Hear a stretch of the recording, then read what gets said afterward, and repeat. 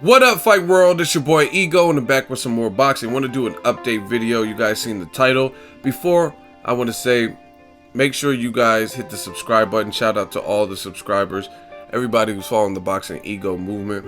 And I did a couple videos a week ago about Chris Eubank, his last fight versus Tom Duran, stoppage. He also said in his post-fight call-out, Triple G, I'm coming for you. A lot of people are scared of you. I'm not. You're not indestructible. Make sure you guys check that video out. Also did one before that. Gennady Golovkin versus Chris Eubank. Possible. Anytime you see this know that's Ego rumor mill, right? And then also Team Triple G's, they responded to the Eubank call out, said they're willing to defend their titles in the UK, and that was from Tom Loeffler, so they're willing to go to the UK, and that's looking like that's where it's going to get staged. Eddie Hearn said that he expects the ticket sales to be enormous and a great rush to get tickets. I mean, I don't remember the last time since Triple G's rise to fame and kind of stardom that the UK fans have had the opportunity to see him. I think back in the day before, maybe even before K2, when he was little known, Triple G fought in Germany and things like that, but it's been a while, and it definitely hasn't been since the Jordan deal and the Apple commercial and things like that. He's been fighting on both coasts here in the States.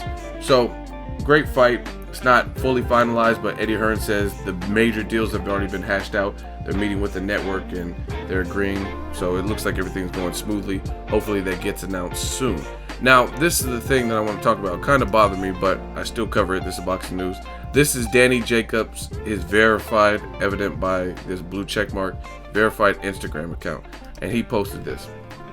And it's a picture of him and Gennady, and no guys, Golovkin.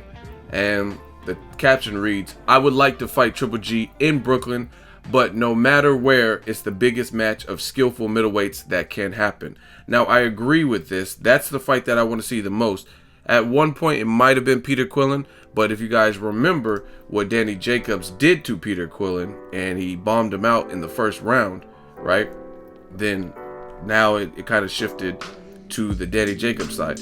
Now, I like the call out. I'm all about call outs and proving you're the best, things like that. But I question the timing. You know what I mean? This was just one day ago, so July 1st. And it's been reported, I've done videos, there's articles written about Gennady Golovkin in serious deep talks to face Chris Eubank Jr.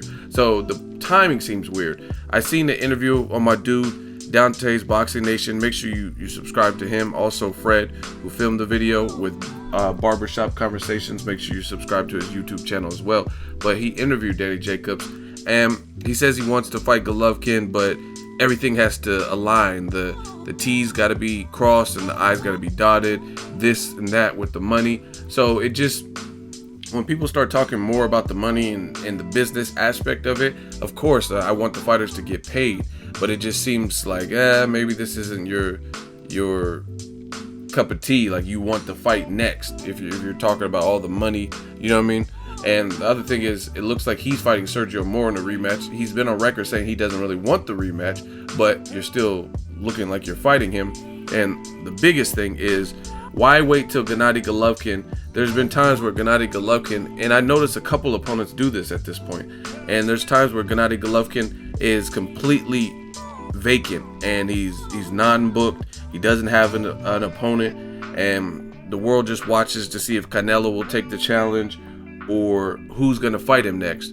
And fighters wait for Golovkin to have a fight announced or be in deep talks, and then they call him out. So I would have preferred from Danny Jacobs a call out when Gennady Golovkin, before it was known to the mass public that he was most likely going to fight Chris Eubank, and they're in deep negotiations, you know what I mean? Because the timing just seems weird. The same thing happened, I think, I'm not even being facetious, I think it was the very day that Triple G went to Twitter and he was like, oh, I'm fighting Dominic Wade at the Inglewood Forum. Billy Joe Saunders got on Twitter and says, yo, I'll come over to the States and fight Gennady Golovkin. Let's do this. Like, what? And you guys got to keep in mind, I cover boxing, so I follow boxing. Previously, Billy Joe Saunders was doing interviews online. You guys could research them or find them. And Billy Joe Saunders was saying things like, oh yeah, I want $3, $4, $5 million or whatever he wanted for a purse, and yeah, I want a couple things me way, and I'm a champion, but so is Golovkin. And Golovkin's clearly a bigger star, and Golovkin has more belts than you. So it's definitely adding to the Golovkin aura that some of the fighters that are... See, this is the thing. There's this notion that that Golovkin can't get a fight. I don't believe that. I think there's certain guys that aren't jumping up, chomping at the bit to fight him, but he's not being avoided by everyone. There's certain challenges that he can't take as a 34-year-old. I guess you want to say in prime, because he lost some of his early years due to promoter issues and whatever else, being in the amateur circuit, whatever else.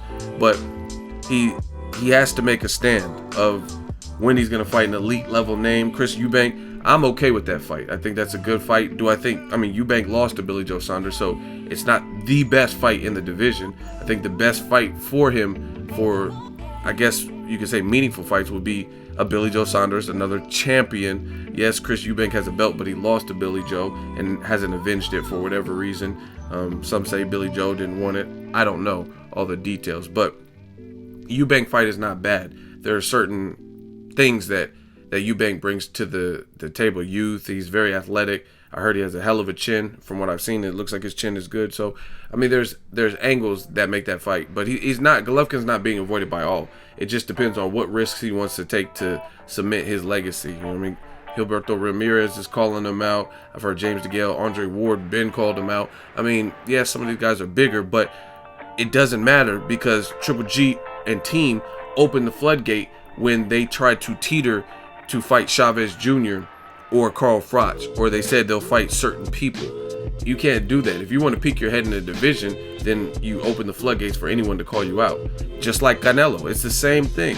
Canelo beat Cotto, who you knew was the middleweight champion. You peeked your head in the division and became a champion. Now you can't say, oh, I'm not fighting Golovkin, or I don't want to fight Danny Jacobs, actual middleweights. I want them to come down to 155. It doesn't work like that. You have the bullseye on your back as a champion. Something in the last decade or so got screwy in boxing, where everyone's taking this, oh, it's a business approach. Yeah, it is. Boxing's always been a business. You know what I mean? That hasn't changed. I mean, boxing's always made money and fighters made a living. You know, that's not changed. But somewhere along the lines, it got to the point where people start, I guess, publicly putting all of the business before the actual pride of fighting and legacy and doing what you're supposed to be doing. And there's certain guys that get a lot of backlash, like for talking about the business, but they've already accomplished a lot. I'm talking more so about the people that still need elite level names, and they still need those fights and those resumes to solidify what they're doing. So anyway, before I get too off track, it just seems like a lot of people, there are some people that are avoiding Golovkin clearly, but I just don't like the whole thing of calling him out when you know he's kind of booked. It reminds me of in high school when people would fight at lunch and then you wait for the principal or the teacher to come out, the campus monitor to come out and break up the action, and then the person who didn't look like they really even wanted to fight, they get all rah-rah like, oh yeah, hold me back, principal, hold me back. Like, where is this coming from? So I'm not saying fighters are just terrified of Golovkin, but it just, the timing for the Danny Jacobs call out to me is a little bit too convenient for my taste. I think it would have been so much better if right after Dominic Wade he was doing this, because we didn't know who he was going to fight. Yes, he wanted to fight Canelo and that was pending, but that don't change you. You could call him out right then and there. You know what I mean? Who cares what he's doing with Canelo and what's going on with that situation? So we'll see. I like Danny Jacobs. He's a cancer survivor. I respect him as a man, because anybody who does what he did, like, you know what I mean, stay strong for his family and stuff, you got to respect him. I think stylistically, I mean, the man's in shape, he's athletic, he has good speed, he's been stopped before, so he's tasted defeat in the Dmitry Pirog, who was a hell of a fighter, and it sucks what happened to his career, but that would have been a great fight for Gennady Golovkin, especially a couple years ago when he was ranked in the division, Dmitry Pirog. But I like Danny Jacobs. The call out, a little bit sus. Let me know what you guys think. I'd love to see the fight. If the Chris Eubank fight pops off and Triple G gets past him, I would love to see a Danny Jacobs. So if Danny Jacobs is fighting Sergio Mora too, and Golovkin is fighting, then hopefully they get past their next opponents and they're serious about making this particular fight go. Jacobs is big. You know what I'm saying? He's a pretty big dude. He's fit, and I like his mental toughness. Obviously, like I said, with the cancer survivor, I had an uncle that had cancer. That is no joke. You know what I mean? Like, you have to really be built. You have to have a certain mindset, and he has that Brooklyn mentality. Like, you know what I mean? I'm not going to be denied, so I respect him. The call out just seems a little bit too convenient for me. But let me know what you guys think. What happens in the fight with Eubank? I will keep you guys updated if that becomes official. Let me know what you think Danny Jacobs, Sergio Mora 2, if that does come off. Middleweight, there's some interesting fights to watch. And then I heard Billy Joe Saunders. I gotta add this too. Billy Joe Saunders, I'm hearing he's gonna be most likely on the Canelo Liam Smith card. Makes sense. Liam Smith, the UK fighter, put another UK fighter. But who is he gonna fight? You know what I mean? We've already seen him fight Andy Lee. Danny Jacobs says a fight was offered to Billy Joe Saunders, like a unification, and he didn't want it. That's according to Danny Jacobs. I don't know if it's true, but what he said on camera, that's the case. So it's like, where is Billy Joe Saunders in this whole mix? Where is he at? But this is the fight right here that I want to see. And if he fights Eubank and he fights Sergio Mora 2, and they both are triumphant, let's see this. Let me know what you guys think. Make sure you share the video, like the video as always. Hate, comment, and subscribe. Till next video, is Ego signing off.